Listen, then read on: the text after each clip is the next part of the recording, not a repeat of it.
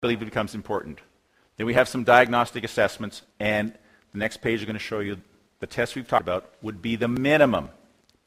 You're going to have other tests taken, that's fine, but those are the minimum tests that you can monitor on a regular basis. Now, what should you expect when you see a practitioner? Because remember, you're the CEO of your own health. 3 things. I want you to write this down.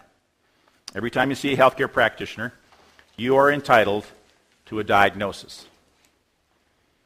What is your diagnosis? You know, if the doc says you're healthy, that's a diagnosis too. There should be at least pushing that person to give you a label. More importantly, it is your right to demand how likely, doctor, is it that your diagnosis is correct. You know, I have no interest in somebody who says, don't worry, there's a lot of that going around right now. What does that mean to you as an individual? It doesn't mean a thing. In particular, people, at least 6% of individuals who have a heart attack have been to an emergency department within the last 30 days complaining of symptoms. And sometimes they say there's a lot of flu going around, you probably just have the flu. So you are entitled to ask how likely is it that you're right. And you know, if they say, well, I'm not sure, the answer is push them. Because if they say, I'm only 10% right, I'm okay. But if they say, I'm only 10% correct and want you to go on these drugs, I'm saying, why we want to do that? You know, if you're 80% right, I can now start making an informed decision.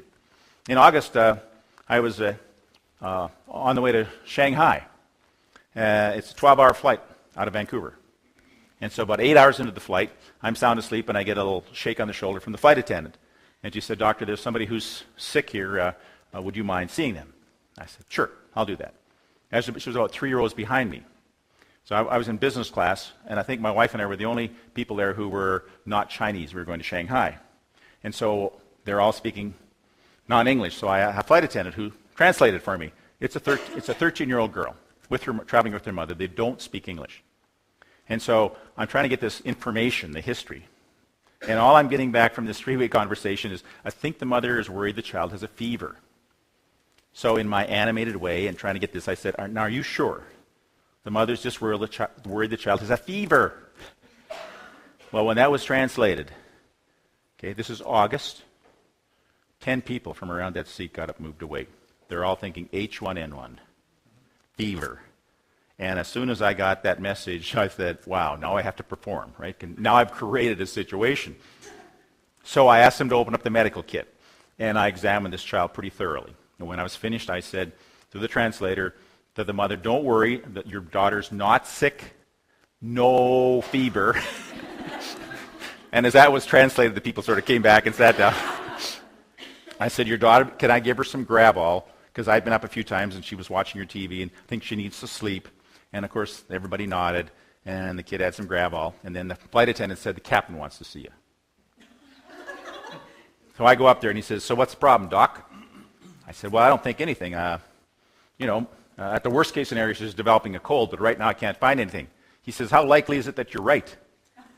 I said, did you read my book? I said, well, I'm pretty sure. He said, doc, let me put it this way. If you're not 100% sure that there's nothing wrong with this child, then I have to inform air traffic control.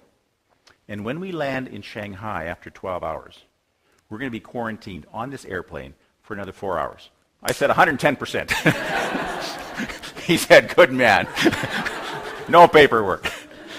It is your right to understand what's the likelihood the doctor's correct. And lastly, whether you're healthy, whether there's some problem, you're entitled to say to your practitioner, where can I go to understand about this? Is it a website you use? Is it a book? Because if you're the CEO of your own health, you need the tools. There's lots of noise out there on the website. Simply say, where can I go to get some really accurate information that you would feel comfortable with? 3 things you're entitled to. Now, because you're the CEO of your own health, because we're in a system that quite frankly was built not to be user-friendly or not to have you as the focus, then I'm going to challenge you to get a journal and keep records of what's going on in your health. Get a binder, whatever. This is your health and wellness journal, and every time you see a practitioner, you ask for a copy, you're entitled to all your relevant information, and you begin keeping a log. You don't know how many times people have been told, I will call you if there's anything wrong with your blood work. And you say, oh, that's good. Then a week goes by, and weeks go by, and you think, he hasn't called. I think should be okay. You know, there's a significant number of people in Canada, the United States, who there's an abnormal finding on their blood work. It's in the file, and they got filed because something fell apart in the system. You see, to me, that's not good enough for you. So ask for your results. And then you keep that long journal. And quite frankly, learn to say what you feel.